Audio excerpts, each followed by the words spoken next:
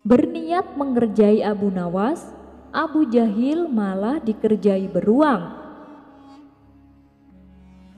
Meskipun berulang kali gagal membalaskan dendamnya, Abu Jahil selalu mencari cara supaya bisa mengalahkan Abu Nawas.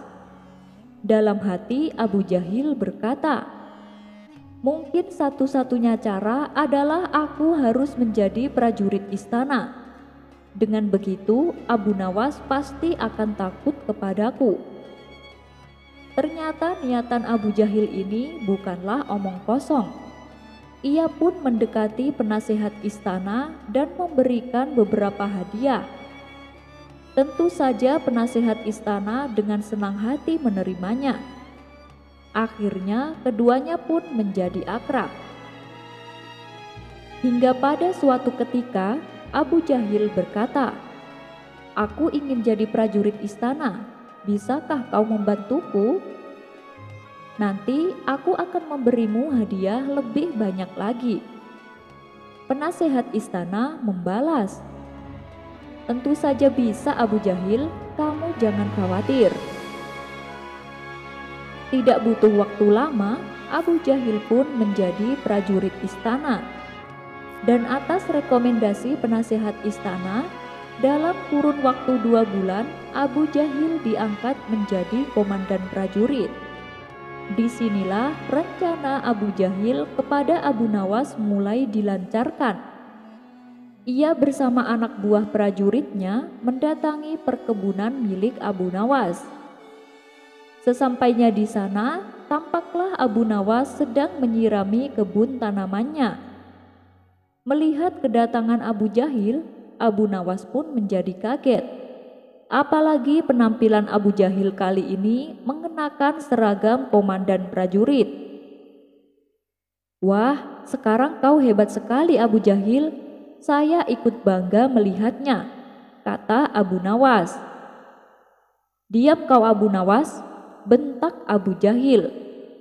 "Aku kesini untuk memeriksa kebun kamu, karena disinyalir kau menanam pohon ganja," terang Abu Jahil. Tanpa permisi, Abu Jahil mengacak-acak perkebunan Abu Nawas. Abu Nawas pun hanya terdiam dan tak berkutik. Setelah puas merusak kebun Abu Nawas, Abu Jahil lalu menghampirinya. "Di mana lagi kebun milikmu?" tanya Abu Jahil dengan nada membentak. "Ada di sebelah sana, tapi tolong jangan pergi ke sana," jawab Abu Nawas. Dengan sombongnya Abu Jahil menunjukkan lencananya. "Lihat lencana ini, aku adalah komandan prajurit. Aku punya kuasa dan aku berhak melakukan apa saja. Kau paham?" bentak Abu Jahil. Abu Nawas pun terdiam dan meminta maaf kepada Abu Jahil. Tak lama setelah Abu Jahil memasuki kebun tersebut, tiba-tiba terdengar teriakan seperti orang panik. Rupanya Abu Jahil sedang dikejar beruang besar. Ia berlari sambil berteriak ketakutan. Melihat hal itu, Abu Nawas pun ikut berteriak, "Lencana Anda, tunjukkan lencana Anda." Beberapa hari kemudian, pada suatu malam rumah Abu Nawas disatroni kawanan perampok. Perampok tersebut berjumlah 4 orang. Dan kesemuanya membawa senjata tajam. Abu Nawas yang merasa ketakutan diam-diam menyelinap keluar dan berlari menuju pos penjagaan. Rupanya di sana ada Abu Jahil dan beberapa anak buahnya sedang berjaga. "Wahai Abu Jahil, tolong saya, di rumahku ada kawanan perampok," kata Abu Nawas memberitahu. "Maaf, saya ada tugas istana. Ada urusan yang lebih penting yang harus aku kerjakan," jawab Abu Jahil. "Kalau begitu, perintahkan anak buahmu untuk menangkap perampok di rumahku," paksa Abu Nawas. "Tidak bisa, semua prajurit juga sedang sibuk. balas Abu Jahil tak peduli.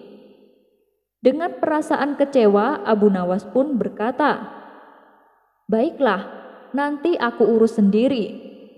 Kemudian Abu Nawas pergi meninggalkannya. Tak berselang lama, Abu Nawas kembali mendatangi pos penjagaan. "Ada apa lagi?" tanya Abu Jahil. "Perampoknya sudah aku bunuh semua, jadi aku tak perlu lagi bantuanmu." Mendengar hal itu, Abu Jahil pun kaget. Tiba-tiba terlintas di benaknya akan sebuah rencana jahat. "Kenapa kau membunuh mereka? Apakah kau diancam atau kau diserang oleh mereka?" tanya Abu Jahil. "Tidak, aku hanya tak ingin mereka mencuri barang-barang di rumahku," jawab Abu Nawas. "Itu kan tidak boleh. Kau akan dihukum atas perbuatanmu," balas Abu Jahil. "Ini kesempatanku untuk memenjarakan Abu Nawas," batin Abu Jahil. Maka berangkatlah Abu Jahil sendirian mendatangi rumah Abu Nawas. Ia berniat memeriksa keadaan mayat kawanan perampok.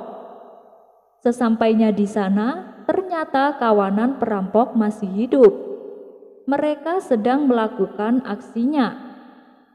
Dan begitu mereka melihat kedatangan Abu Jahil, mereka menjadi panik dan menyerang Abu Jahil.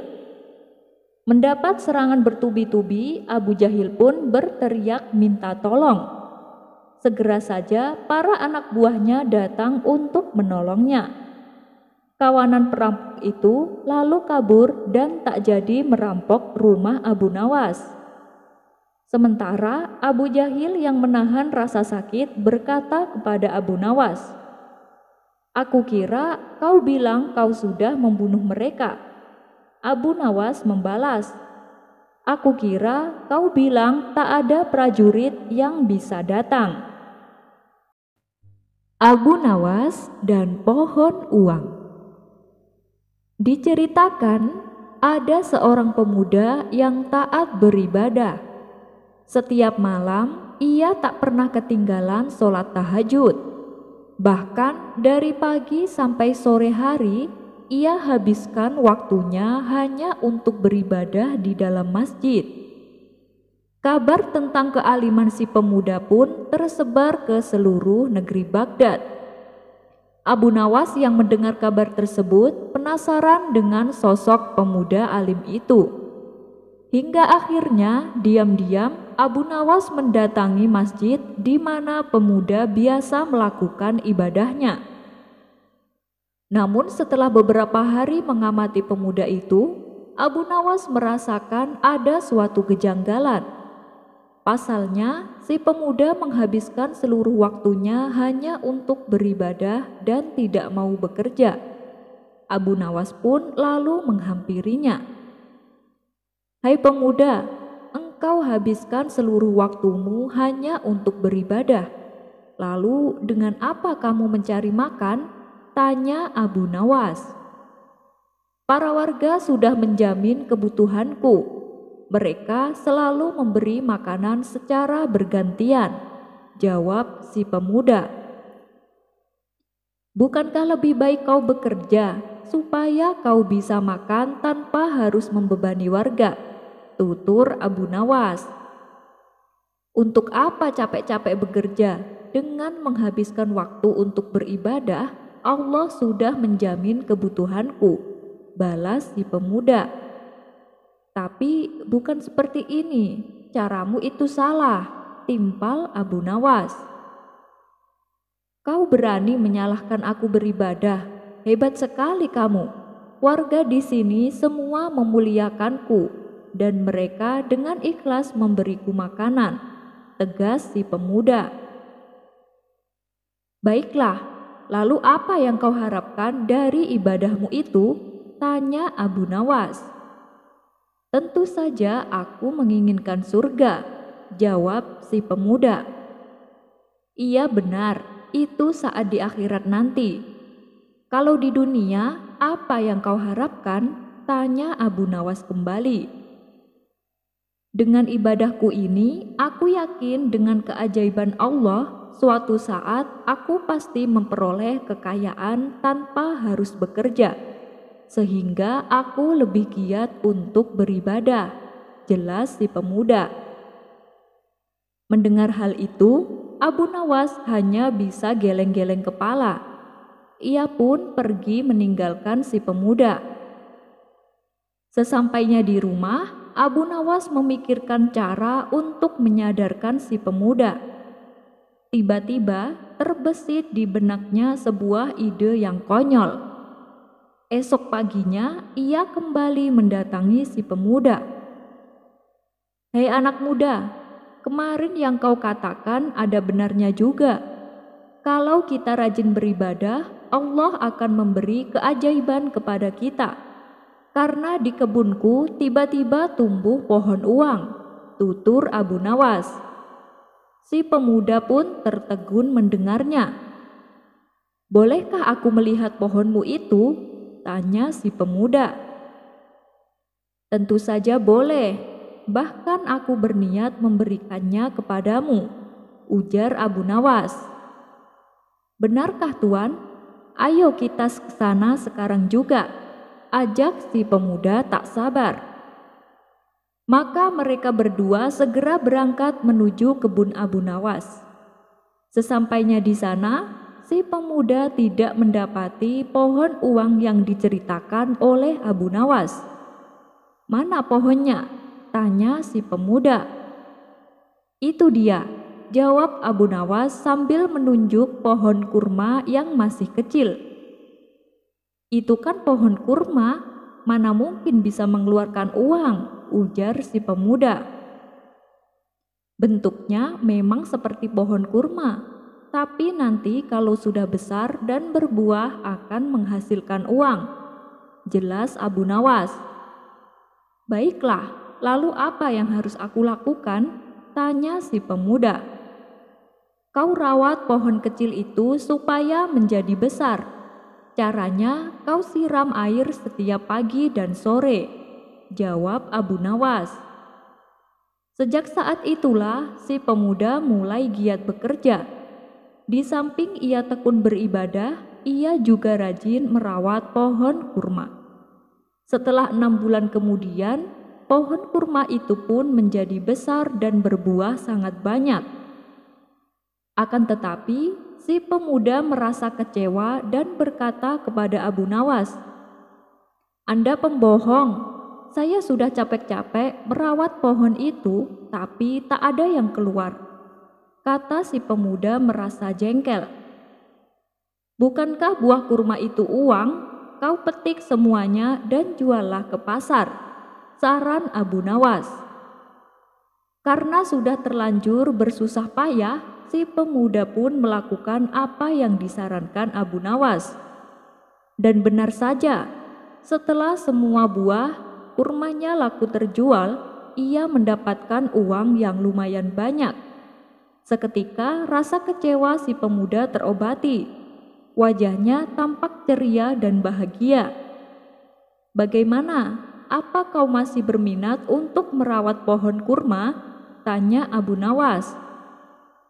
"Iya Tuan Abu, saya masih berminat," jawab pemuda itu penuh semangat. "Nah, begitu dong.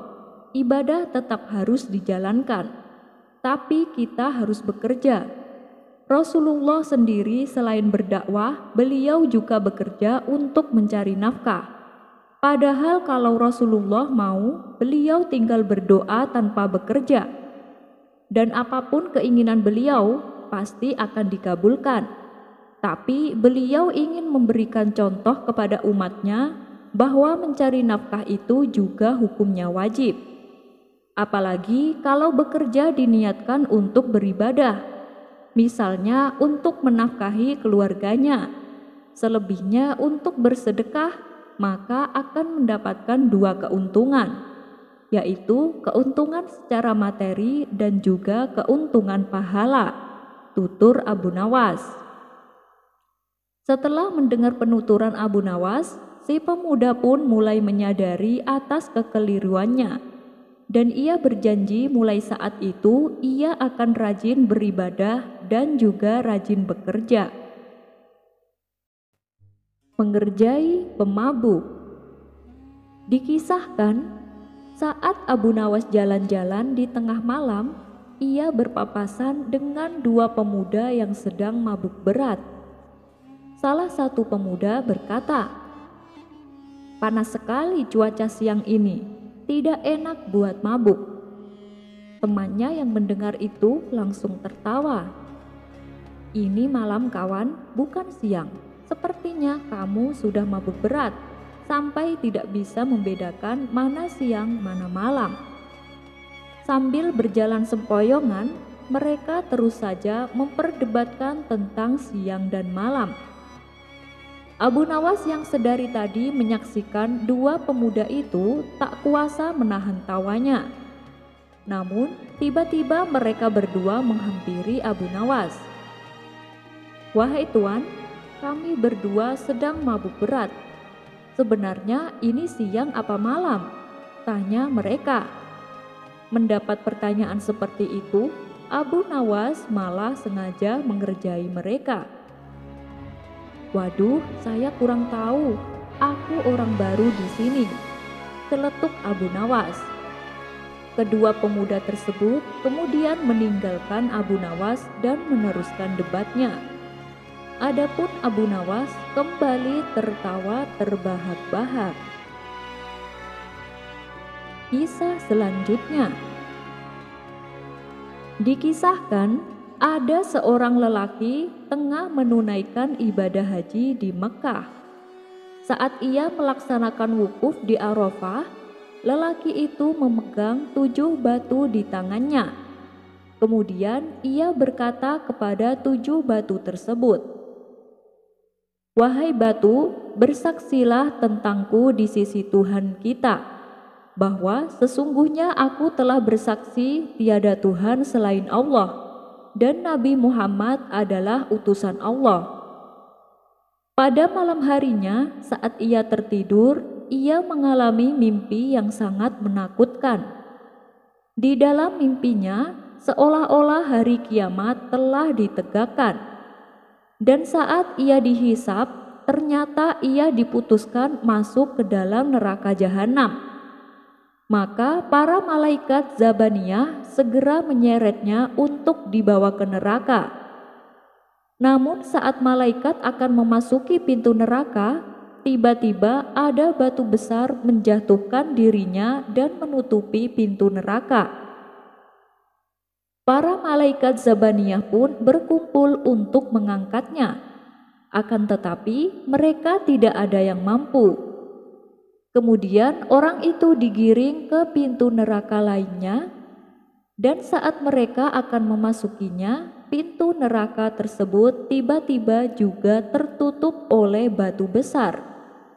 Begitu pula dengan pintu-pintu neraka lainnya, sehingga pintu neraka yang berjumlah 7 semuanya tertutup oleh batu besar. Karena kebingungan, akhirnya malaikat tersebut menghadap Allah Subhanahu wa Ta'ala. "Ya Allah, ya Tuhan kami, Engkau mengetahui perkara hamba-Mu ini. Sesungguhnya kami tidak menemukan jalan baginya ke neraka." Allah Subhanahu wa Ta'ala berfirman, "Wahai para malaikatku, waktu orang itu hidup di dunia, dia telah bersaksi pada batu-batu itu. Lalu batu-batu itu tidaklah menyia-nyiakan haknya. Maka bagaimana aku akan menyia-nyiakan hak orang itu? Sedangkan aku maha menyaksikan atas kesaksiannya." Kemudian Allah perintahkan malaikatnya untuk membawanya ke surga. Akan tetapi setelah sampai di depan pintu surga, semua pintunya terkunci. Lalu datanglah kalimat syahadat yang pernah orang itu ucapkan. Maka terbukalah semua pintu-pintu surga, dan orang itu pun masuk ke dalamnya. Kisah ini terdapat dalam kitab Al-Mawaidul Usfuriyah, Karya Syekh Muhammad bin Abu Bakar. Wallahu a'lam bishawab. Mengungkap si penyihir istana. Alkisah, Abu Nawas mempunyai seekor burung nuri yang cantik. Tiap pagi dan sore ia rajin memandikan burungnya. Suatu ketika, Baginda Raja Harun ar-Rasyid bertandang ke rumah Abu Nawas. Kedatangan paduka raja yang tiba-tiba itu membuat Abu Nawas kaget. Pasalnya, di rumah Abu Nawas tidak tersedia makanan untuk menjamu sang raja. Tidak usah repot-repot Abu Nawas, saya hanya mampir sebentar. Bagaimana kabarmu? Lama sekali kamu tidak ke istana, tanya sang raja. Alhamdulillah paduka, keadaan saya baik-baik saja, balas Abu Nawas. Kemudian Baginda Raja mengamati sekeliling rumah Abu Nawas. Saat matanya tertuju ke pojokan, Baginda Raja melihat seekor burung nuri di dalam sangkar. Kamu sekarang memelihara burung, Abu Nawas? Tanya sang raja. Betul sekali paduka yang mulia, jawab Abu Nawas. Burung kamu bagus, bulunya juga indah.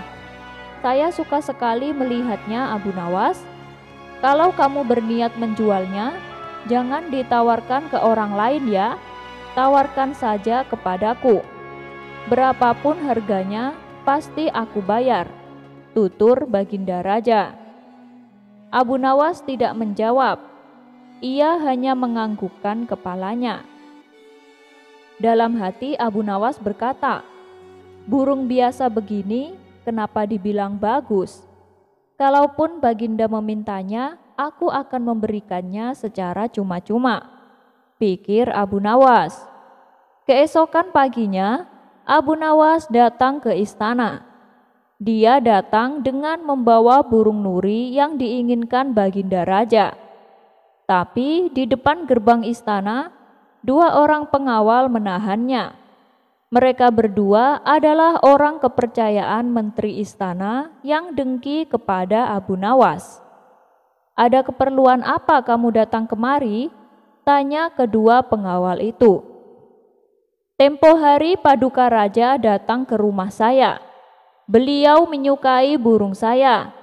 Oleh sebab itu, saya ingin memberikan burung ini kepada Baginda Raja, jawab Abu Nawas. Tinggalkan saja burung jelek itu di sini. Biar aku yang menyerahkannya kepada Baginda Raja. Perintah kedua prajurit penjaga gerbang. Abu Nawas pun menuruti apa yang diperintahkan. Dalam situasi seperti ini, ia tidak mungkin melawan kedua pengawal penjaga gerbang itu. Penjaga gerbang itu lalu menukar burung Abu Nawas dengan burung gereja. Setelah itu diserahkan kepada Baginda Raja. Paduka yang mulia, ini ada titipan burung dari Abu Nawas, kata kedua pengawal. Mulanya Baginda Raja senang bukan kepalang saat menerima hadiah burung dari Abu Nawas. Tapi ketika melihat hadiahnya dibuka, mendadak Baginda Raja berubah menjadi emosi. Kurang ajar Abu Nawas, kata sang raja geram. Baginda Raja merasa terhina dengan perbuatan Abu Nawas. Sebab burung nuri yang diharapkan, tapi burung gereja yang dikirimkan.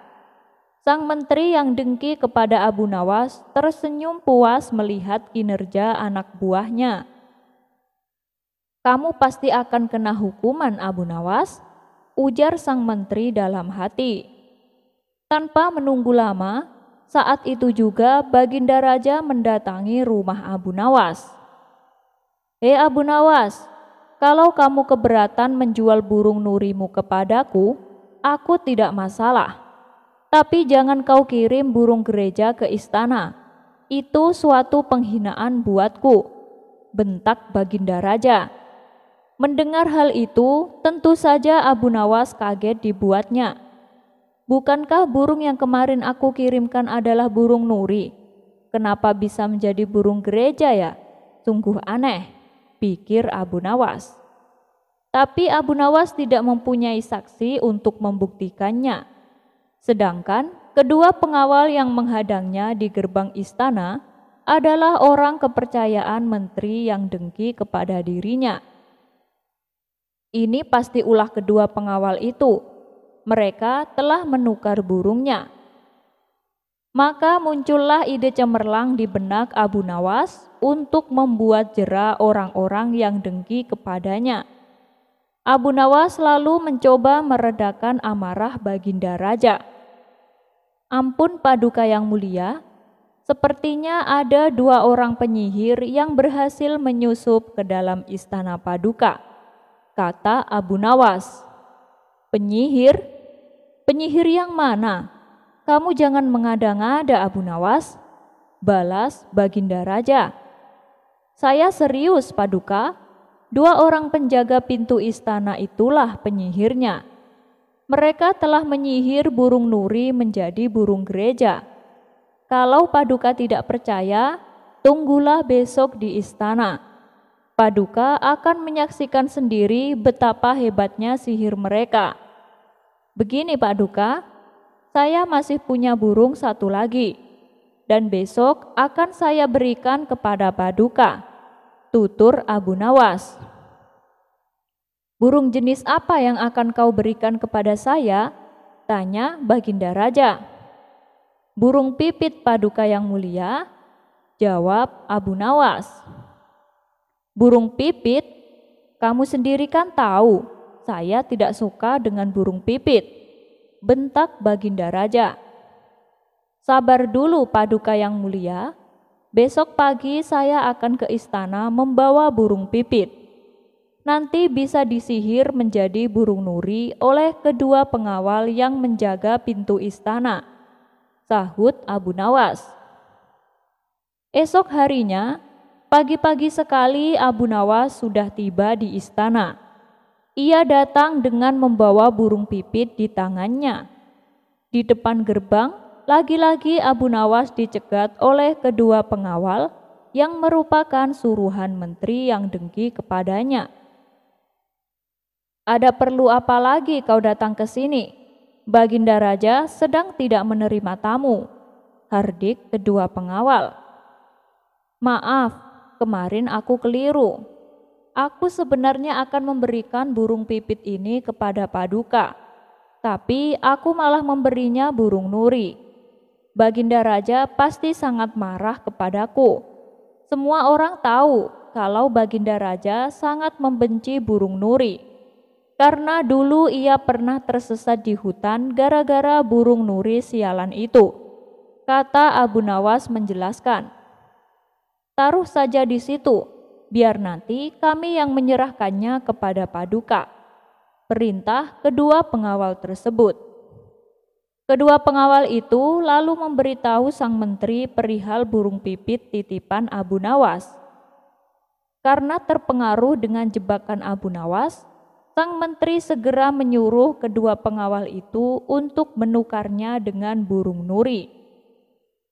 Kali ini Abu Nawas pasti akan mendapat hukuman lebih berat, kata sang menteri dalam hati penuh kegirangan. Kedua pengawal anak buah sang menteri lalu menghadap Baginda Raja untuk memberikan burung nuri. Paduka yang mulia, ini ada kiriman burung nuri dari Abu Nawas, ucap salah satu pengawal. Baginda Raja sontak terperangah kaget. Ternyata benar apa yang dikatakan Abu Nawas. Kedua pengawal ini bisa menyihir alias menggelapkan barang yang bukan haknya, pikir Baginda Raja. Ini burung nurinya, lalu mana burung pipitnya? Sindir Baginda Raja. Mendengar itu, kedua wajah pengawal mendadak pucat pasi. Belum sempat kedua pengawal itu menjawab, Baginda Raja kembali berkata, "Oh, jadi kemarin kalian yang telah menukar burung nuri menjadi burung gereja. Siapa yang menyuruh kalian berbuat demikian?" bentak Baginda Raja. Dengan penuh ketakutan, kedua pengawal tersebut lalu menyebut nama menteri yang menyuruhnya. Baginda Raja pun langsung menghukum mereka bertiga dan memecatnya. Paku wasiat. Dikisahkan Abu Nawas mempunyai seorang tetangga yang rumahnya berdempetan dengan rumah Abu Nawas. Tetangga ini bernama Abu Jahil. Ia berhasrat sekali ingin membeli rumah Abu Nawas. Namun tak ada sedikit pun niatan Abu Nawas untuk menjual rumahnya. Berbagai macam rayuan dan bujukan Abu Jahil tak membuat Abu Nawas tergiur. Ia tetap teguh pada pendiriannya. "Bagaimana suamiku? Apakah Abu Nawas bersedia menjual rumahnya?" tanya sang istri kepada Abu Jahil. "Sepertinya dia tidak akan menjualnya, padahal sudah aku tawar dengan harga tinggi, tapi dia tidak tergiur," jawab Abu Jahil. "Wahai suamiku, kita harus bisa mendapatkan rumah Abu Nawas, entah dengan cara apapun, supaya rumah kita menjadi besar dan luas," ucap sang istri. Setelah berpikir agak lama, akhirnya Abu Jahil mendapatkan ide yang super jahat. "Wahai istriku, kita bikin supaya Abu Nawas tidak betah tinggal di sini. Dengan begitu, dia pasti akan menjual rumahnya," usul Abu Jahil. "Bagaimana caranya?" tanya sang istri penasaran. "Kita kerjain saja Abu Nawas setiap hari," jawab Abu Jahil. Mulai sejak saat itu, mereka suka membuat kesal Abu Nawas terus-menerus. Ia menimbulkan percekcokan. Pernah suatu hari ketika Abu Nawas hendak pulang ke rumah, ia berjalan melewati rumah Abu Jahil. Tiba-tiba diguyur seember air oleh Abu Jahil. Sontak saja hal ini membuat Abu Nawas marah. "Kamu benar-benar keterlaluan, Abu Jahil," kata Abu Nawas penuh emosi. Akibatnya terjadilah pertengkaran sengit antara Abu Jahil dan Abu Nawas. Mendengar ada kegaduhan, para tetangga pun segera datang untuk melerai mereka. "Lihatlah yang dilakukan Abu Jahil," teriak Abu Nawas dalam kondisi basah kuyup. "Sabar Abu Nawas, sabar, jangan terbawa emosi. Mungkin Abu Jahil melakukan itu tanpa sengaja," ujar salah satu tetangganya. "Kalian selalu saja membelanya. Setiap kali dia berbuat jahat kepadaku, kalian menganggapnya tidak sengaja. Lalu apa maksudnya?" ucap Abu Nawas sangat kesal. Karena kecewa, akhirnya Abu Nawas langsung masuk ke dalam rumah. Setibanya di rumah, ia duduk di kursi dan termenung. "Aku sudah tidak betah tinggal di sini. Setiap hari Abu Jahil membuatku kesal. Kalau diladenin, pasti ujung-ujungnya selalu ribut. Tidak ada jalan lain kecuali aku menjual rumah ini dan membeli rumah lagi di tempat lain," pikir Abu Nawas. Hari berikutnya, Abu Nawas mengumumkan kepada para tetangga dan kawan-kawannya bahwa dia berniat menjual rumahnya dan menjauh dari tetangganya itu. Beberapa orang dari mereka menasihati, "Menjual rumah itu rugi Abu Nawas, carilah solusi lain." Namun Abu Nawas tetap bertekad menjual rumahnya karena dia ingin hidup tenang. Kabar tentang akan dijualnya rumah Abu Nawas sampai juga ke telinga Abu Jahil. "Wahai istriku, ada kabar gembira. Akhirnya Abu Nawas bersedia menjual rumahnya. Kita harus segera membelinya sebelum keduluan orang lain. Rencanaku ternyata berhasil," kata Abu Jahil kegirangan. "Tapi apa mungkin Abu Nawas mau menjualnya kepada kita?" tanya sang istri. "Itu soal gampang. Kita turuti saja berapa harga permintaannya. Nanti kita tambahin, ujar Abu Jahil. Ya sudah, pergilah dan temui Abu Nawas. Minta maaf kepadanya dan tambahkan penyesalanmu. Lalu mintalah dia untuk menjual rumahnya kepadamu. Saran sang istri. Maka pergilah Abu Jahil menuju rumah Abu Nawas. Setibanya di sana, ternyata sudah banyak orang yang berniat membelinya. Mereka rata-rata menawar dengan harga murah. Lalu ada salah satu dari mereka berani membayar sesuai permintaan Abu Nawas. Hampir saja Abu Nawas memberikannya, tapi langsung dicegah oleh Abu Jahil. Tunggu dulu Abu Nawas, jangan kau jual dulu. Aku tahu selama ini aku selalu membuatmu kesal. Aku sungguh-sungguh minta maaf. Aku tak menyangka kau akan sampai menjual rumahmu. Aku turut menyesal Abu Nawas, ucap Abu Jahil pura-pura sedih. Bila engkau berkenan menjual rumahmu kepadaku, aku akan membelinya sesuai harga permintaanmu, rayu Abu Jahil. Sejenak Abu Nawas terdiam. Tapi aku akan menjualnya dengan harga mahal Abu Jahil, ujar Abu Nawas. Sudah, katakan kepadaku Abu Nawas, berapa harga yang kau minta? Aku akan menambahinya, balas Abu Jahil. Baiklah, aku akan menjualnya kepadamu, tapi ada syaratnya, ucap Abu Nawas. Utarakan saja kepadaku apa syaratnya, tanya Abu Jahil. Jadi gini, di rumahku ini ada sebuah paku wasiat yang sangat berharga. Aku tidak akan memindahkannya apalagi sampai menjualnya. Karena paku tersebut adalah warisan dari ayahku. Dan ayahku mendapatkannya dari warisan kakekku. Paku itu begitu dibanggakan oleh kakek dan ayahku, sampai-sampai mereka berdua berwasiat kepadaku agar tidak boleh melalaikannya. Tutur Abu Nawas menjelaskan. Semua orang yang hadir heran dan bertanya, sebuah paku? Apa kami tidak salah dengar Abu Nawas? Dengan percaya diri Abu Nawas kembali berkata, iya benar, sebuah paku, tapi itu bukan sembarang paku. Paku tersebut adalah paku warisan yang harus aku jaga. Aku bersedia menjual rumah asalkan paku tersebut tetap di tempatnya. Dengan demikian, kapan saja aku berhak melihat dan memastikan keberadaannya. Mendengar persyaratan tersebut, Abu Jahil tidak keberatan. Tidak masalah Abu Nawas, kapanpun kamu mau, kamu boleh menengok paku wasiatmu. Kalau boleh tahu di mana tempat paku tersebut? Tanya Abu Jahil. Paku tersebut tertancap di ruang makan, jawab Abu Nawas.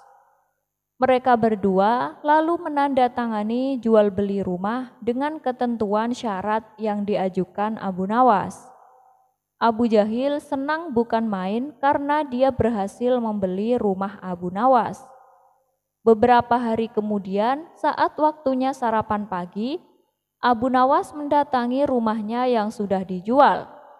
Ia masuk ke ruang makan hanya untuk menengok pakunya. Melihat kehadiran Abu Nawas, Abu Jahil dan istrinya yang sedang sarapan mengajaknya untuk makan bersama. Tentu saja dengan senang hati Abu Nawas menerimanya. Begitu juga saat jam makan siang. Abu Nawas kembali datang dengan alasan yang sama, yaitu menengok paku wasiatnya. Karena Abu Jahil dan istrinya sedang makan siang, ia kembali mengajak Abu Nawas untuk makan siang bersama mereka. Lagi-lagi, tawaran tersebut disambut hangat oleh Abu Nawas. Dan ketika malam tiba, saatnya bagi Abu Jahil dan istrinya makan malam, Abu Nawas kembali datang dengan alasan menengok paku wasiatnya. Abu Jahil dan istrinya yang sedang makan malam kembali mengajak Abu Nawas untuk makan bersama. Begitulah seterusnya hampir setiap hari. Abu Nawas datang ketika saat waktunya makan. Hal ini lama-lama membuat Abu Jahil dan istrinya merasa terganggu. Tapi mereka tak berani melarangnya, sebab mereka telah menyepakati perjanjian tersebut saat membeli rumah Abu Nawas. Bahkan setiap Abu Jahil dan istrinya akan tidur malam, mereka selalu diganggu oleh kedatangan Abu Nawas. Akhirnya Abu Jahil tak tahan dengan kelakuan Abu Nawas. Kemarahannya ia lampiaskan kepada istrinya, sehingga terjadilah pertengkaran antara Abu Jahil dan sang istri. Abu Jahil pun merasa menyesal telah membeli rumah Abu Nawas. Esok harinya, ketika Abu Nawas datang, Abu Jahil berkata, "Abu Nawas, silahkan kamu beli kembali rumahmu ini. Aku sudah tidak tahan dengan kelakuanmu." Abu Nawas pun menjawab, "Dengar ya Abu Jahil, pantang bagiku untuk membeli sesuatu yang sudah aku jual." Abu Jahil lalu mencoba menawarkannya kepada orang lain, tapi tidak satu pun yang bersedia karena mereka tahu resikonya. Terpaksa Abu Jahil mengembalikan rumahnya kepada Abu Nawas tanpa meminta ganti uang sepeser pun.